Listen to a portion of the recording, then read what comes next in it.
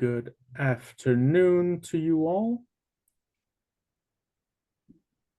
My name is Charles Coulon. I'm a member of the Fédération Board of Directors and also president of Alliance Française DuPage in the western suburbs of Chicago. Would like to welcome you all this afternoon, early evening, to our discussion here with Scott Carpenter about Paris Lost and Found, and the very alluring subtitle: Turds, Guns, Graves, Rats, and Bad Dates. You know, all the things you would not expect to find in a book about Paris, right? So we'll get to those in a few minutes.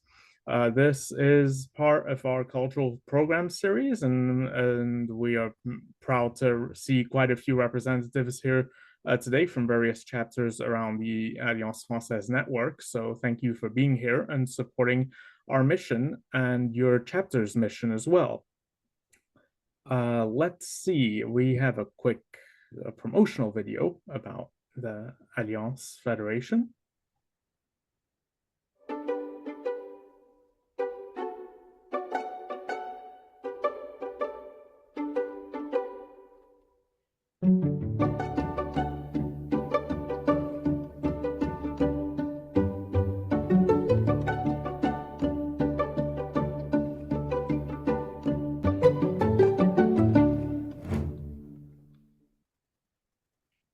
Voila, and a few upcoming events coming up soon on our cultural program series. So we have a couple of French Cinémathèque series, which are always pretty popular. So make sure you join on those. And we also have another installment in our popular series, the new Secrets of Mastering French, from some experts at the Alliance Française on May 21st. So you can go ahead and register for that. That should be a fascinating session for you to attend.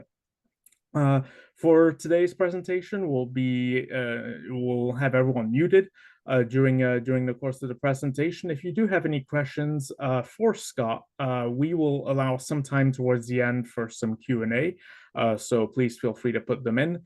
And this event, as with all of our cultural programs, is being recorded for our YouTube channel that you can subscribe to and receive the links to our recordings as they come available. For today, we are welcoming Scott Carpenter, who is the author of two books. French Like Moi, Midwestern Paris was his first book, and Paris Lost and Found, which is the subject of today's event. And Scott teaches French literature and creative writing at Carleton College in Minnesota, not too far away from Minneapolis. And he splits his time between St. Paul, Minnesota and Paris, France. And he is actually reporting to us live from Paris tonight. So, you know, we're catching him before his bedtime. So that's good.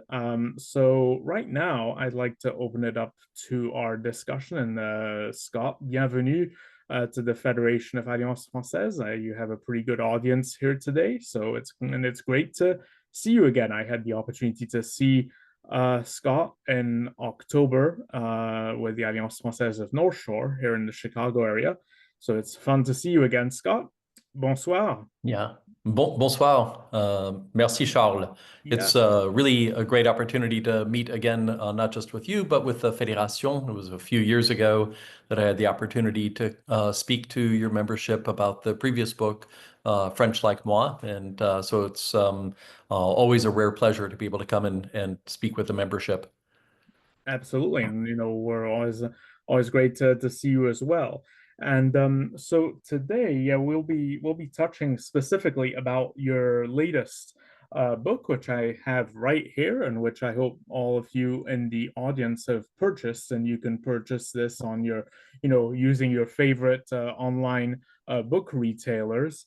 Paris Lost and Found, which is a memoir of love that is kind of you know, maybe a sequel at some level to your first book, which is French Like Moi, which I know you gave talks to many Alliance chapters about during you know, a few years ago. And so this one you published in 2020, and Paris Lost and Found, you would you actually consider it a sequel, or and why do you feel it was important to add to the first book? Yeah, so I have to confess, when I wrote French Like Moi, I thought, I've done it. I've said what I have to say about Paris. I've captured my experience, captured my aesthetic, and as things go, life just keeps happening to you. So it turned out that there was more to say, and also different things to say. So French Like Moi, for those who are familiar with it, is, I would say, a fairly lighthearted take on what it's like to set up your life when you go to Paris. So it has to do with, in a sense, moving here, getting an apartment, getting kids in school, dealing with bureaucracy, all sorts of small adventures of the everyday, and taking a pretty deep dive. Paris Lost and Found follows French Like Moi. I would say it's not directly a sequel, but it is a kind of a continuation of the story. And it has to do with somewhat different subjects. So, a French Like Moi is about building your life in Paris. I would say that Paris Lost and Found is more about rebuilding your life in Paris, especially after suffering a loss. So the book walks this line of trying to introduce people to all sorts of different facets of Paris, but also to look at the way in which being in a city of this scale and of this variety and with the richness of Paris is a way of restoring yourself.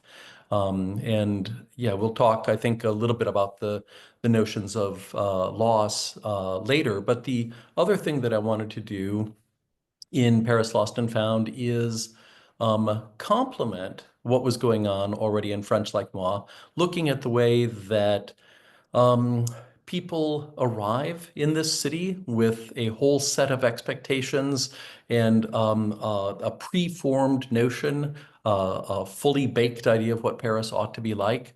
Paris is pretty exceptional in that respect. Unlike any other city, people who have never visited the city know it before they come here because they've seen it in so many books and in movies and in advertising. Culture is just saturated with images of Paris, so one arrives with these ideas. And I had some experiences that helped me to see how it's possible to undo some of that. And so, if it's okay, I thought I'd start with a quick reading that shows a little bit of an introduction to that. And it comes in Uh, toward the beginning of the book. It's just a couple of pages. sure. So the more I thought about it, the more I realized that France is like the Matrix, a world of make-believe that passes itself off as the real thing. It's a grab bag of berets and baguettes and poodles and small cafe tables with checkered tablecloths, long-legged women and narrow-hipped paramours. Who would want to interrupt such a great dream? Imagine that someone stomps in and invites you to choose between the red pill and the blue one. If you choose red, it tastes icky and it's hard to swallow, and you won't like what you see when you wake up.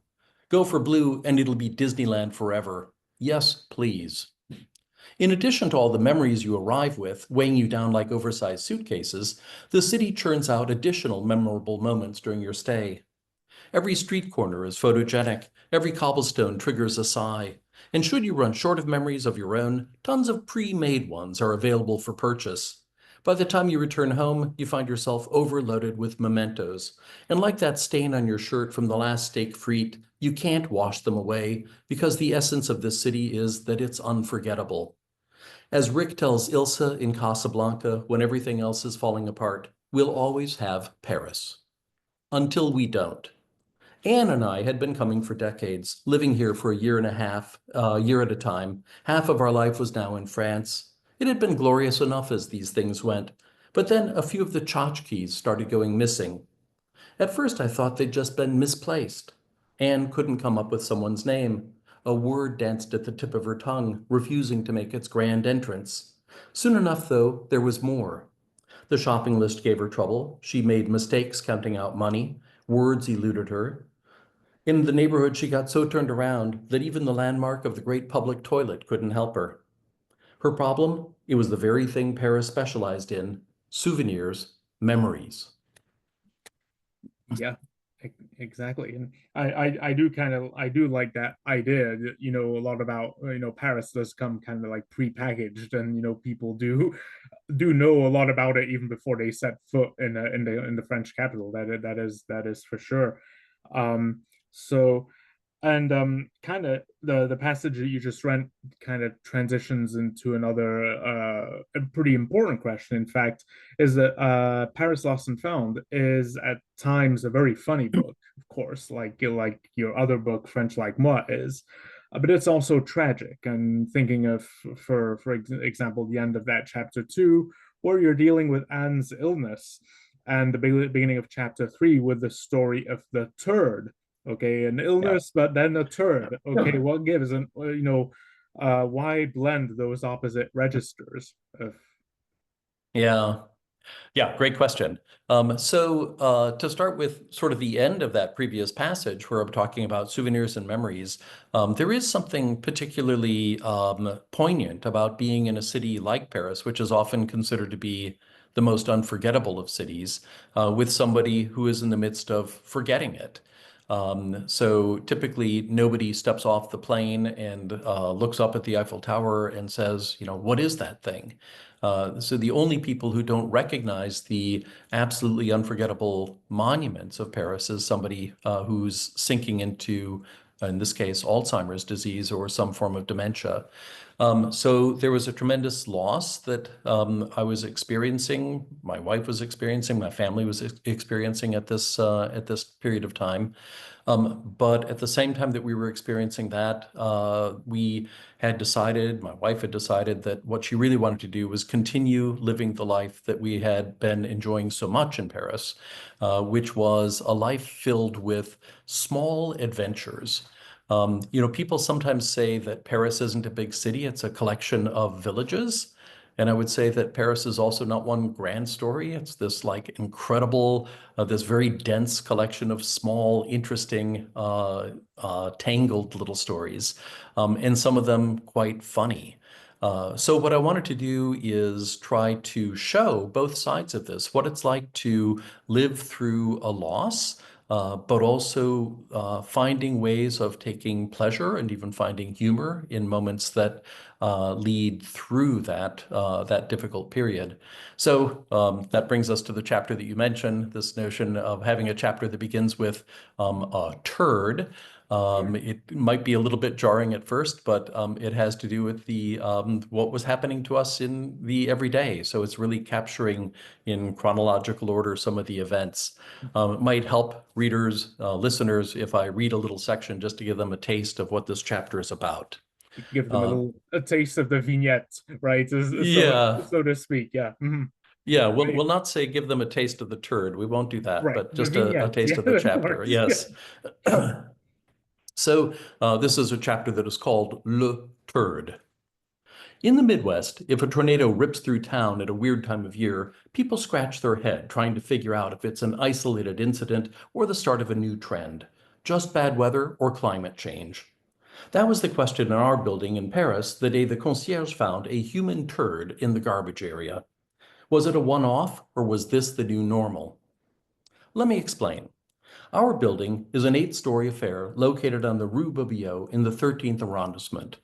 And parenthetically, I'll say that's where I'm speaking to you from this evening. It's a 1930s structure with a vibe of Art Deco done on the cheap.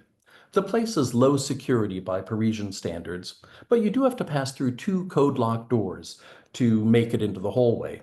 That means we are rarely surprised by what we encounter on the premises. I once found a copy of Robinson Crusoe abandoned on the radiator by the stairs, and occasionally Madame Estevez, the concierge, leaves a mop in a corner, but outsiders can't easily dump leftover furniture or dead bodies here. As for defecation, the human variety has traditionally been restricted to private areas. Some years ago, there had been an issue with the canine variant, but the infamous woman of the 5th floor, La Dame du 5e, has since moved away. But then came the day I found Danielle and Madame Estevez in a heated discussion in French, and I learned that someone had taken a dump in the room where we keep the building's garbage cans. The 2 women were outraged. Who had ever heard of such a thing? This was beyond the pale. Are you sure it's real? I asked. They gaped at me. Madame Estevez mostly speaks Portuguese, so I figured she hadn't understood. As for Danielle, her hearing isn't what it used to be. But then they looked at each other and rolled their eyes in unison, and I could practically hear their shared thought. Stupid American. Danielle dragged me to the doorway of the garbage room, known as the local poubelle, and pointed. I conducted my inspection from a distance. It was the real McCoy, all right, not coiled the way they make the fake ones, but long and dark with a banana-like curve to it. I'm not sure what the standard measurements are for these things, but I pegged it as an XL. What were we going to do about it? That's what Danielle wanted to know. Maybe throw it away, I suggested. After all, the garbage cans were right there. But she was more inclined toward a declaration of war. Danielle is the only member of our building committee who's retired, so even though she's not the one we elected president, everyone knows she's really in charge, rather like Dick Cheney during the Bush years. I confess I had hesitated to bring Anne into the loop of this little drama. After all, she had her hands full just keeping reality from floating off every day, and I figured the story of a turd appearing in the local poubelle wasn't likely to command the attention it might otherwise deserve. Boy, was I wrong. She heard me chatting with Danielle, and before I could stop myself, I'd spilled the beans. She listened without blinking, taking it all in. In the old days, she would have shrugged it off, but the new Anne was fascinated. Here was a woman who couldn't remember how she'd spent the last 15 minutes, but somehow this tale stuck. It confirmed my hunch that emotion is the mortar that cements memories into place. After learning about the turd, she'd pass by neighbors in the hallway and whisper to me, a little too loudly, "Did he do it? No? What about that one?" So that was the way that this adventure got started. And as you can see, my wife was thrilled to have this kind of distraction and this entertainment in the building. And it turned into a kind of a detective story as we tried to track down the culprit. And the rest of the chapter is dedicated to resolving that little mystery. Yeah, just a little, yeah, I remember reading that particular chapter, and it was like, oh wow, I mean, it's almost like a little, yeah, little book within a book at some level, you know, Yeah. pretty much, yeah. So um that's cool. Thanks for reading that. At one point in the later on in the book, you write that not knowing people somehow improves them. Yeah. And I thought that was kind of an interesting statement. And could you explain kind of what you mean by that? Yeah, I'll take a run at that. So, the book is filled with characters, and the characters are just people from my everyday. Some of them are long-standing friends of mine. Some of them are shopkeepers that I see on a daily basis.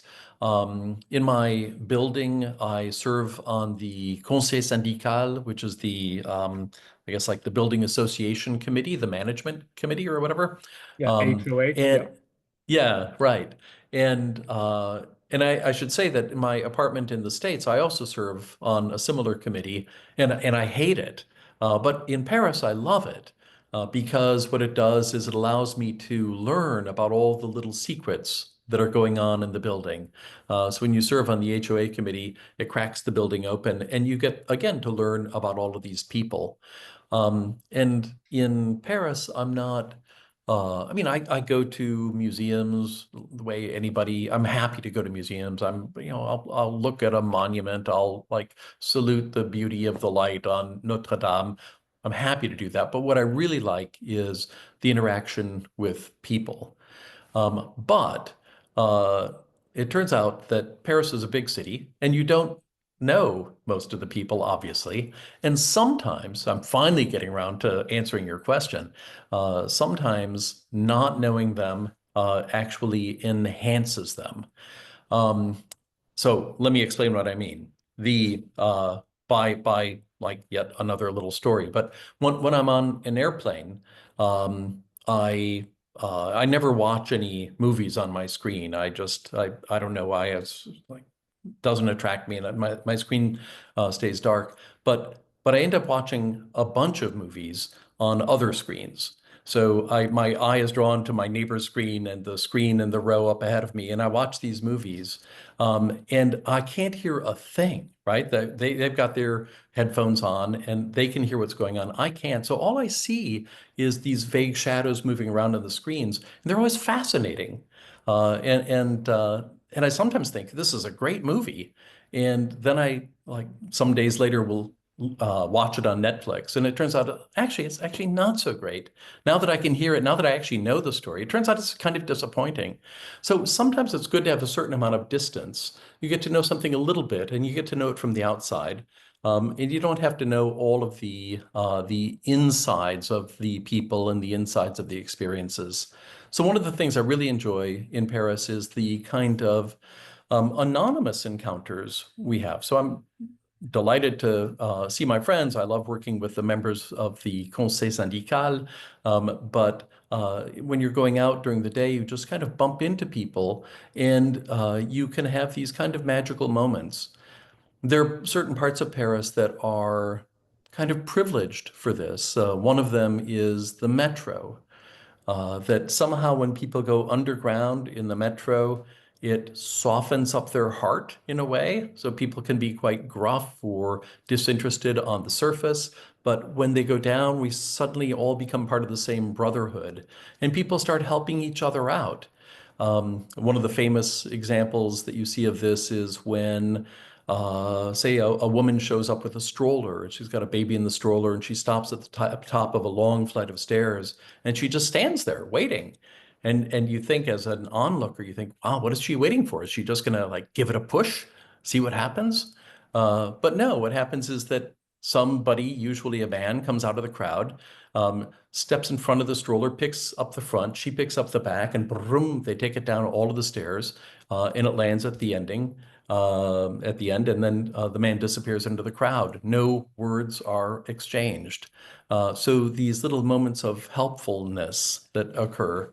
And in the chapter you're referring to, I give a little tale of my own everyday encounter with somebody, a young woman who's she was like battling mightily to bring this Hydra-headed IKEA lamp through the metro, and she requires some assistance. And out of nothing comes this small little adventure with a person that I will never ever see again. And I really treasure those kinds of experiences.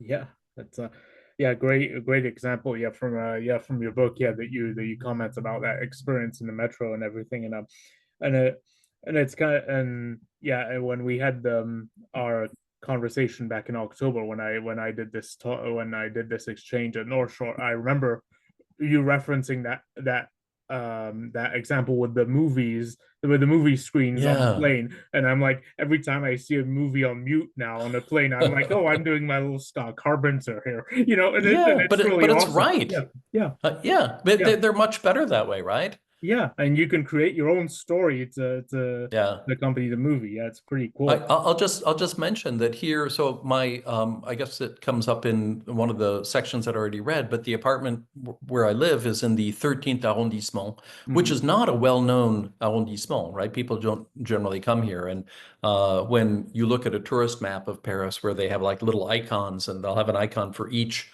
arrondissement, and you say, oh, the seventh, that's where the Eiffel Tower is, and oh, I see where Châtelet is, and they'll have or the Arc de Triomphe and all of these little icons. When you look at the 13th, what you see in very small characters is the date the map was published, right? That's because there's nothing really to see here.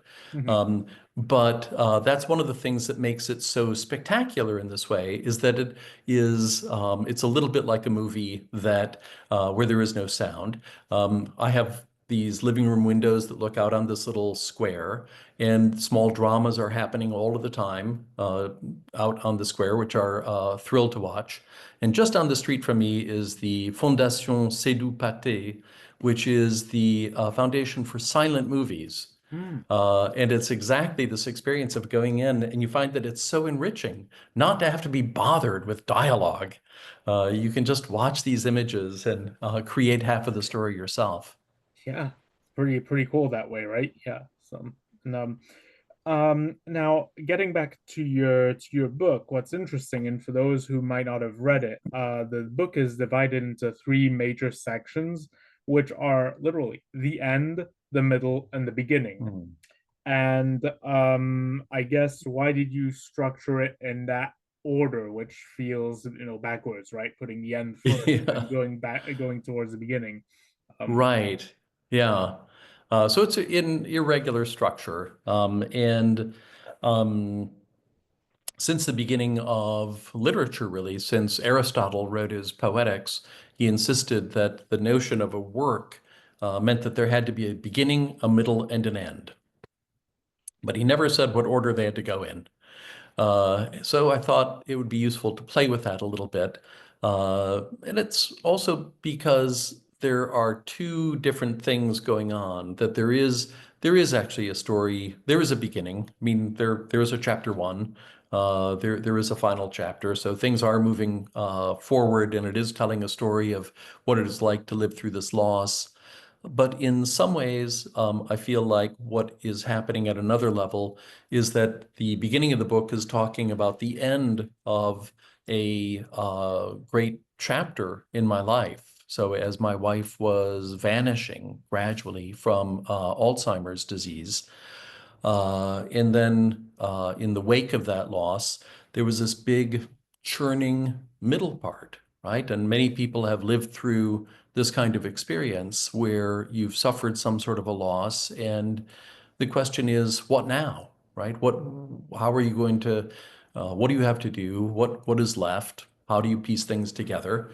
And the middle of the book is dealing with my various efforts, some of them, uh, pretty disastrous on my part as I try to cobble together my life. And then at the end, what happens is that things open up in a certain way so that there's a new beginning. So the end of the old life, this kind of churning middle, and then a new start. That's sort of what I had in mind. Yeah, and it is kind of interesting also to consider that, and you being in the academic world, you would understand that in the sense that the very last thing that a college graduate does in college is attend a commencement ceremony, Right. which I always, as a French native, I always thought, oh, le commencement, mais attends, mais à la fin, the commencement is the very last thing you do when you're on Yeah. campus, right? You graduate, you get your diploma, and you move away. And but it is the commencement of a new life that ends your Yeah. chapter on campus, right? But it's the commencement de la vie nouvelle, which is Yeah, that's a great observation. And I think it is exactly that moment of a pivot, right? From the end of one thing to the beginning of another. Yeah, pretty now one of the things that you did, I guess, in the middle section is you redabbled into dating, right? That and So what was it like to rediscover that both in Paris and the United States? Because I think you did it in both locations, right? Yeah, so let me talk a little bit about all of the churn, Yeah. and trying to make good on the title that we promised, right? So that we can talk about turds and rats and all of the other guns, all sorts of other things. During this big churning time before we even get to the dating, what I find myself engaged in is all sorts of small adventures that circle around my life in the 13th. And I'm so like incredibly grateful, right, to have these adventures befall me. And they range from the comical, so we talked about the turd one, the semi-comical of a rat infestation in the cellar of our building that we have to address, that leads to all sorts of heroic efforts on the part of the membership of the HOA committee. And then also encounters with violence. So one day while I'm here at home admiring the scenes, the dramas that play out on the square in front of me, kind of a fight broke out, which is unusual. I mean, Paris doesn't have an awful lot of violent crime. There are plenty of pickpockets and many petty thefts and things, but not a lot of violent crime. And so I'm watching a scene develop in front of me where it seems clear that things are escalating to the point where suddenly a firearm would not be out of the question.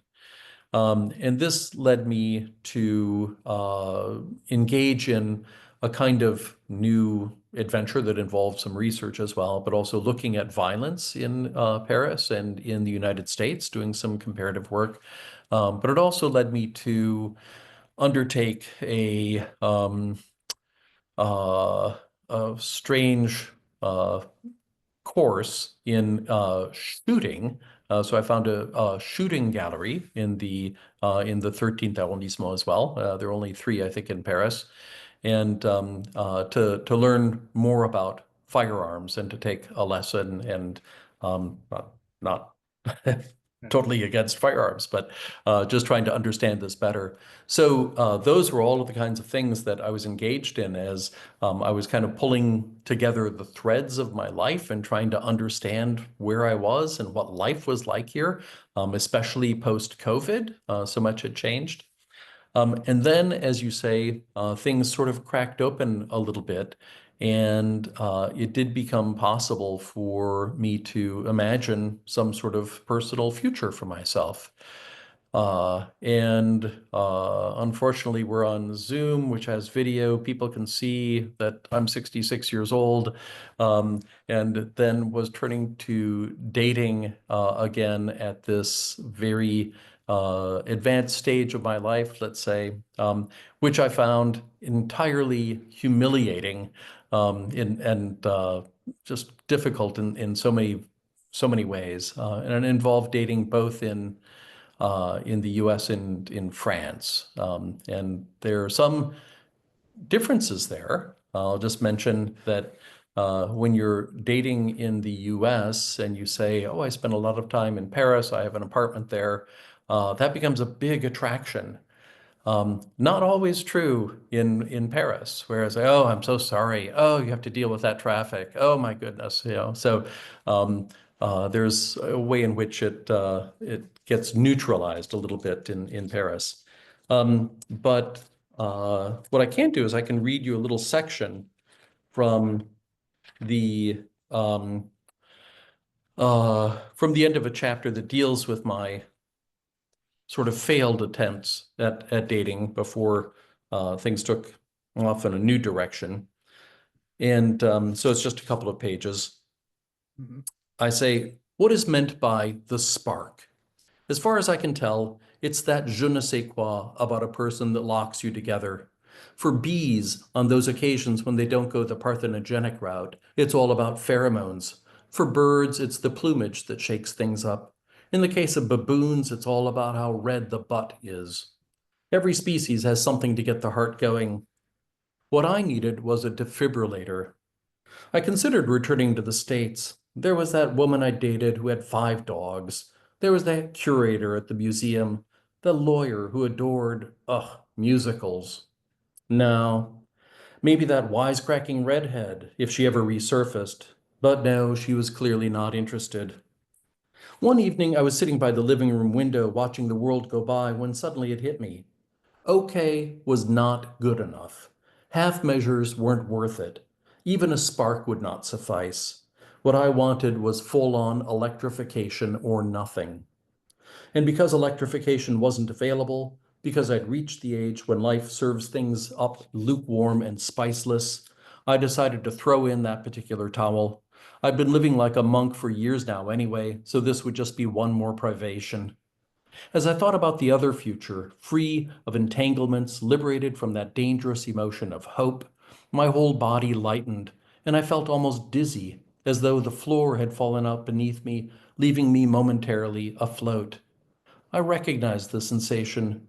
It was relief. The search was over. The future came into focus. If I wanted to, I could stay in my pajamas all day, shovel down ice cream straight from the carton. Maybe I'd cheat on my taxes just for the hell of it. And you know what else? I would get a cat. So Yeah. that was the moment of desperation and giving up. And I'll just mention for readers who don't like endings of that sort that there is another leaf to that story that we'll not go into today that is a little bit more hopeful. Right. Yeah. We can't give everything about the book away, just here. But let's see. As far as just touching on a few other miscellaneous subjects here. Um, for So you're in Paris right now. Let's pretend every one of us, the all of us here on the Zoom meeting are in Paris. Where would you take people? I mean, what would where would we eat? What's your favorite thing to where would we eat? What would we have? Yeah. Well, so first, where would I take people? I mean, I guess the one thing I would do is I would bring people to the 13th. I would not bring a group. I would bring one person or two people. And I'd bring you to the 13th arrondissement, and I'd bring you down the Rue Beaubillot and take you to the corner of the Rue Beaubillot and the Rue Tolbiac. And I would put you on the corner right in front of the Église Sainte-Anne. And then I would say, oh, I forgot something. And I would say, I'll be back in just a minute. I got to rush back to my apartment up the block, and I'll be right back. And then I would run away and I would not come back. That would be the thing, because I think what people really benefit from doing is just wandering around and exploring and discovering some of these places on their own. I mean, I say that somewhat tongue in cheek. Of course, there are, really wonderful places that I would like to point people to. But I think it's terribly important for people to learn how to weave or have the, confidence that they're not going to get terribly lost in between places, and that they'll discover things and see things that nobody else is seeing if they let themselves get off the beaten trail. There's so many places that are still wonderful places in the heart of Paris, but that are so heavily visited that it's hard to see them with a fresh eye. So mostly what I would like to do is try to get people a little bit away from those areas. If I were to take you for a meal, I would take you to one of my local restaurants. It's right down the street from me. It's called the Vert Ballon, and it's a bistro style restaurant with a kind of creative fusion cuisine going on. Fusion is one of the most exciting forms of cuisine, I think, going on in Paris. Not just the traditional French stuff, but mixing it up. And so they do, especially as we're still in kind of the colder season, wonderful velouté as the entree for the starter, and then a whole selection of both sort of meat dishes and vegetarian dishes. But the really wonderful thing about this restaurant is that it has a small menu, and a small menu typically means that what they're doing is they're doing it well. They're not trying to do 25 different starters and 30 different main dishes, which they would never be able to pull off with any panache. They're really focusing on doing a few things well, and I think that's a good sign. Exactly. You said the name of that restaurant, Le Verbe à l'eau, like le verbe, like Verbal, okay. yeah, I'll put it, see if I can put Yeah. it in the chat. Um, So suddenly everybody will go there, and I won't be able to get a reservation anymore. careful, Ver ballon. Okay, great. Yeah. Yeah, Careful, you don't cite your sources, right? Is that yeah, right. right? But yeah, as the reason I ask is okay, ver ballon kind of like transitioned away to, Yeah, le verbe et la littérature and stuff. And I know, yeah, kind of shifting to a subject that I know you're a fan of Baudelaire, right? Which yeah. you do bring up Baudelaire. In fact, I believe in one of the segments of your book, you actually go right to the Cimetière du Montparnasse, I believe, which is Yeah, that's actually exactly pretty right. pretty easy to get to from the 13e arrondissement. In fact, you can Yeah, it's pretty very easily easy. get to the Cimetière du Montparnasse. And I guess, what works appeal to you more by Baudelaire, or what have you studied in particular? Yeah, so for those who don't know, Charles Baudelaire, was a poet, primarily poet, in the 19th century. And he died in 1867. And he is renowned for a few things. His first collection of poetry, The Flowers of Evil, Les Fleurs du Mal, revolutionary poetry, in particular because it's poetry. Some of the poetry in that collection deals with the urban experience, with what is particular to the experience of life in Paris. And he followed that up with a collection of prose poems. So these are poems that are actually small stories. And it was, he died before it was published, but it was published posthumously under the title, under two titles, The Spleen of Paris and the small poems, prose poems, the Petit Poème en prose and the Spleen de Paris. And these two are just gems of that show the kinds of interactions that occur, the kind of special circumstances that one finds in the city of Paris, especially as Paris was being modernized and after the modernization from the works of Haussmann during the Second Empire. So what I really appreciate and what I draw inspiration from in Baudelaire is his vision of what makes Paris special. And part of that vision is what I share. And I would say that at the heart of that is the notion of surprise. That for me, what makes Paris really exceptional is that it is a machine for generating surprise. I'll give you an image that might help with this. In the Musée d'Orsay, the Orsay Museum, in the sculpture area on the ground floor, the sculpture gallery, there's a statue that you'll find if you go about halfway down on the left. It's elevated on a pedestal, and it's a full-sized statue of a beautiful woman looking down at the spectator, the person passing by. And you look up, and it's woman beautifully sculpted, sort of draped with a kind of veil, her hand to her chin. And you're just sort of struck by the beauty of this pose and this look.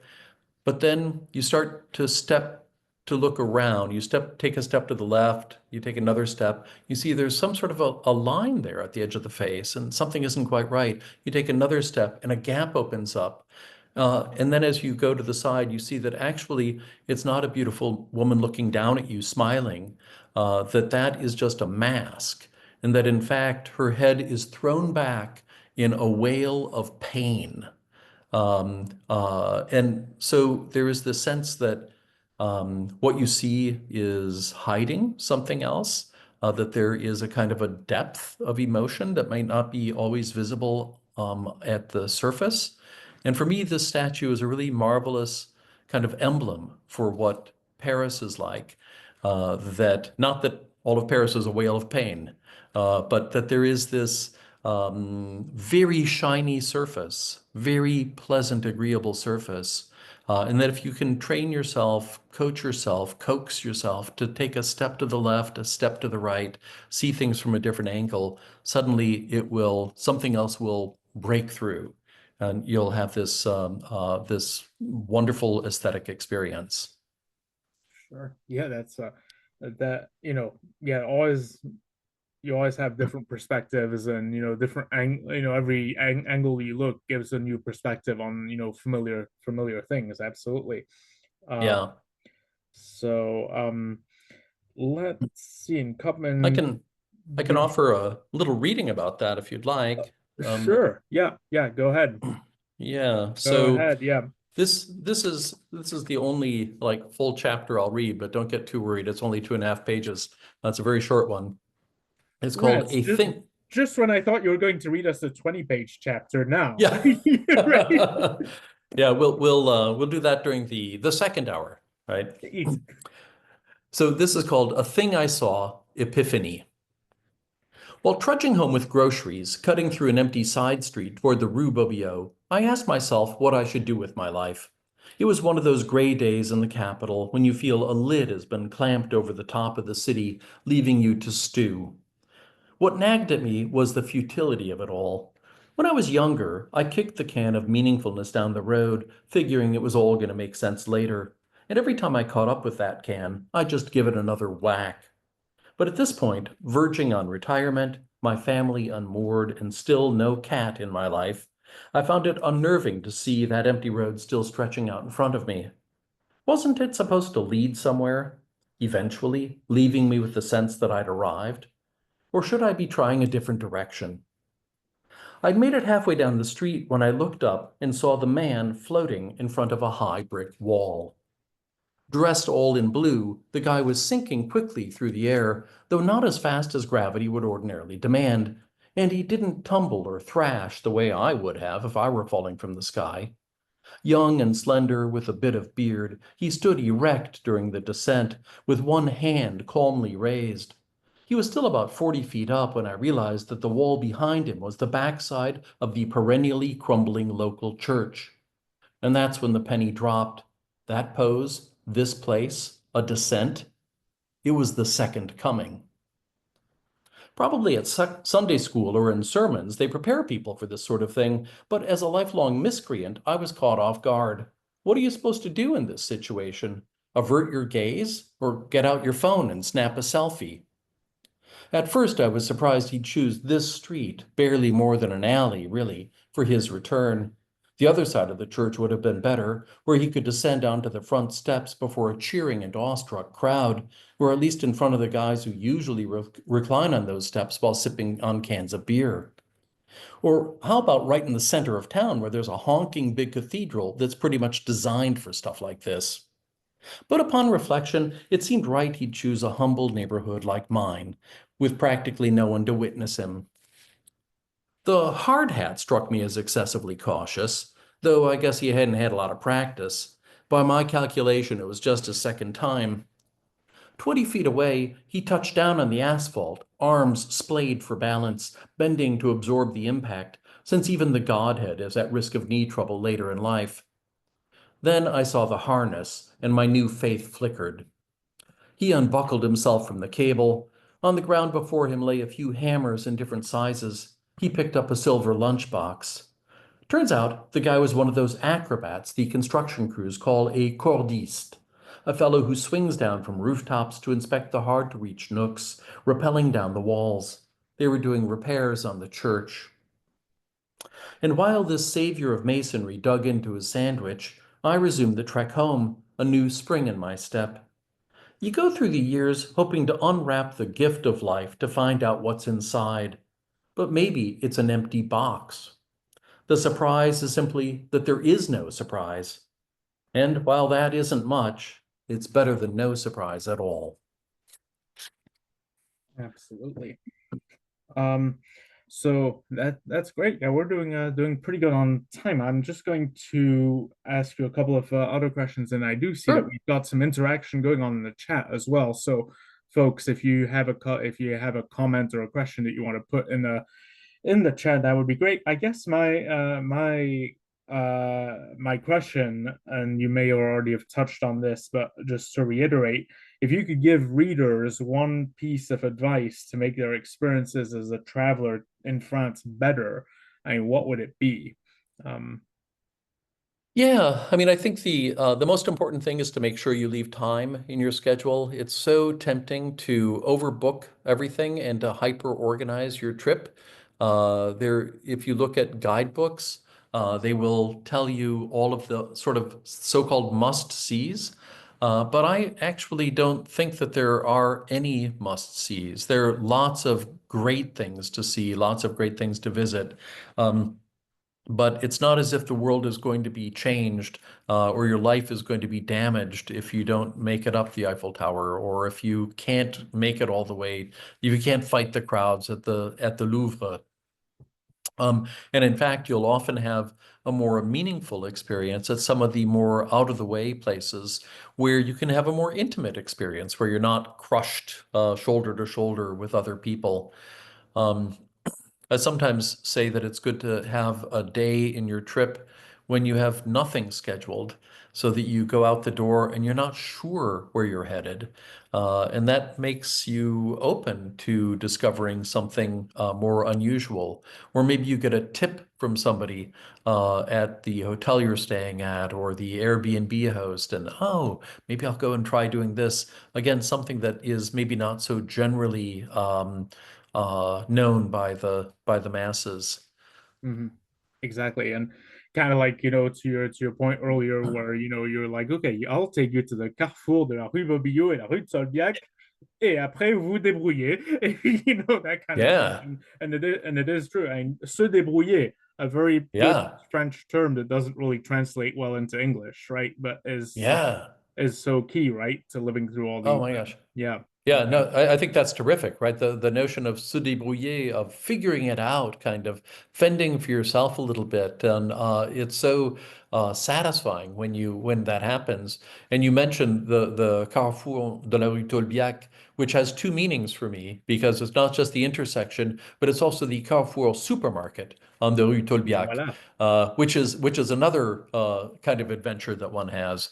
I've got Yes. a great story in the other book about simply buying the adventure of purchasing a light bulb at the Yeah. Carrefour. Yeah. Yeah, exactly. Yeah, and Hmm. and the places you could go by, just stumbling down the wrong aisle at the Carrefour Yeah, supermarket, right? that's right. Exactly. Yeah.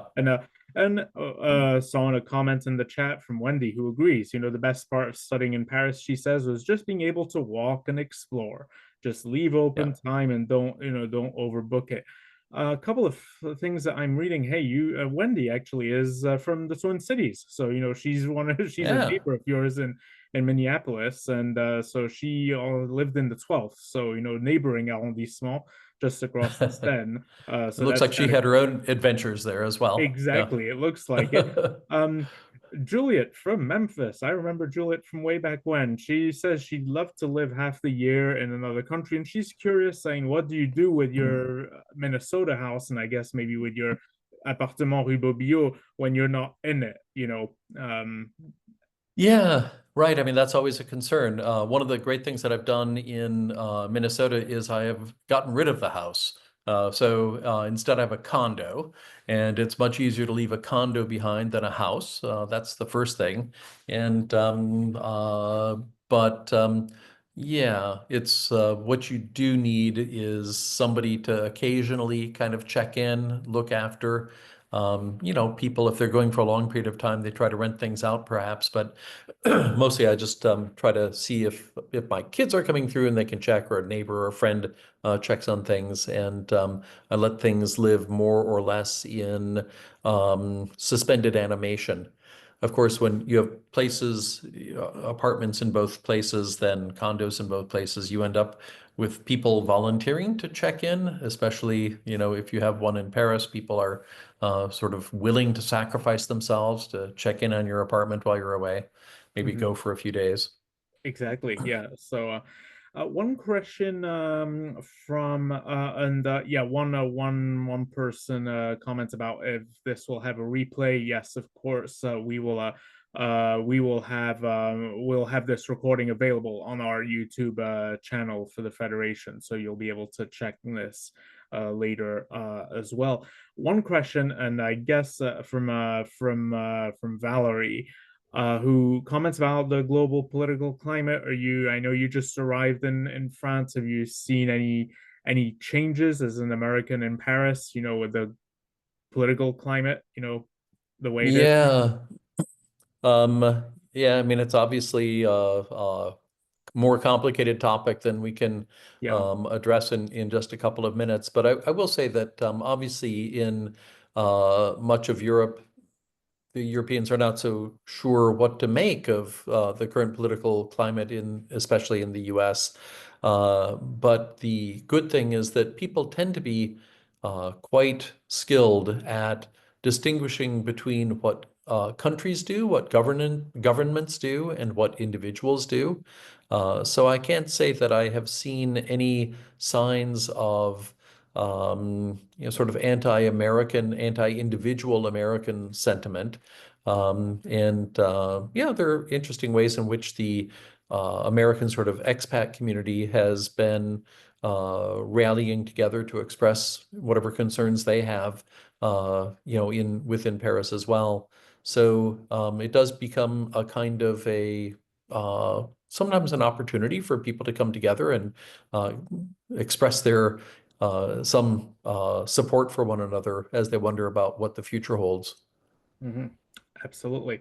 Yeah, it's very, very uncertain in many, many aspects. So, it's pretty complex.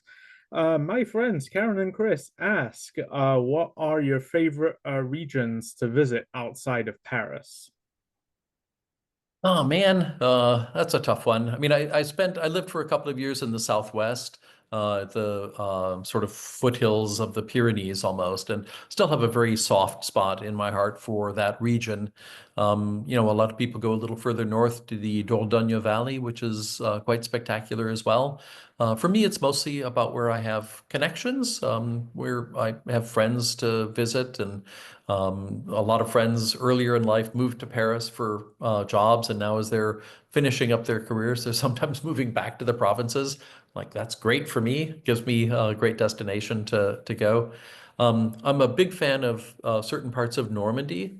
And some of you may have come across my novel Theory of Remainders, which is set in Normandy, and was just there a couple of, well, 3 weeks ago, I guess, with the some of the production team. So the book is being made into a film, and yeah, I find it a beautiful, culturally rich region that is within easy striking distance of Paris, which makes it especially attractive. Yeah, exactly. Great, great regions to go visit, that's for sure. And let's see. And please, if you have any questions for Scott, please don't hesitate to put them in the chat. We do have a few more a couple more minutes if needed. But um, yeah, as far as again, as far as the book, you can purchase the book Paris Lost and Found. Melissa did put the link, I believe, at the top of the chat to for you to purchase your own copy, and I certainly encourage you to read it. Thanks, Melissa, for putting back in the chat here for us. I do totally recommend that you read it, and you'll get a kick out of it in so many ways. And the title of the novel is Paris Lost and Found. Paris Lost and Found: A Memoir of Love. And the first The book, the the right, first is and then yes, Theory of Remainders. Yes, right. that's yeah. When's Yep. when is it expected to come out in film? Do you know? So yeah, I mean, everything is slow in film. They will probably be shooting sometime in early 2026. Okay, So but yeah. so So then I'll be back at the Fédération to speak about that. exactly. Yeah, we'll be glad to have you. That's for sure. And one quick question which came in as a private message here, but would you recommend like extended stay hotels, Airbnbs for anything that's short stay in Paris or in various parts of the Yeah. I mean, it all depends on what the resources are and the duration. I mean, there are these appart hotel. yeah. So if one is coming for a week and maybe it's a little complicated to set up an Airbnb or something, but the appart hotel gives you a kitchenette. So there are several of those around the city, and actually one in the 13th. There's another in Bastille. I think there may be five or six. Mhm. I do think it's really wonderful if you can have the experience of, yeah, sort of going to markets and doing some of your own cooking. Airbnbs are plentiful in Paris, sometimes too plentiful in certain neighborhoods. But I I tire very quickly of traditional hotels. Yeah. It's nice to have the opportunity to interact with people a bit more and then be able to do some of your own And food preparation. And who knows, maybe if you're renting an Airbnb for a little bit, maybe you can experience, experiences like, turds randomly showing up or rats or, things like that, all that kind of fun stuff that you don't get if you stay at the local Hotel Ibis or whatever, it's not the same thing, Yeah. right? Yeah, You can only hope. You can only hope. exactly. Yeah. Well, I think this has been an absolutely great presentation and great talk here. Lots of good questions from the audience, and of course, it was great to chat with you again. It's Oh, so much fun. Thank yeah, you. and yeah, getting a great number of positive feedback here from the various Mhm. members who joined us. So we certainly want to thank everyone for taking time out of their afternoon and evening to log in and connect and hear Scott talk, and hopefully you'll purchase his book, and he does have a website too, so you can look him up there. Yeah. Melissa, were we all good? Any other final observations? No? We're all good. Thank you, Charles, and thank you so much, Scott. Thank Yes. you. Thank you. I'll just mention to people that I also do drop-ins for book clubs if they're book clubs that pick up the book. So you Yes, can reach out to me at the website. and yeah, I know your website does have the upcoming events and upcoming book clubs and everything like that. So yeah, Right. great. Well, merci tout le monde. Bonne soirée, bonne nuit, Scott. Merci. Bonne soirée à tous et à tous, et à bientôt pour le prochain événement de la Fédération. Merci beaucoup. Au revoir. Yeah, bonne soirée.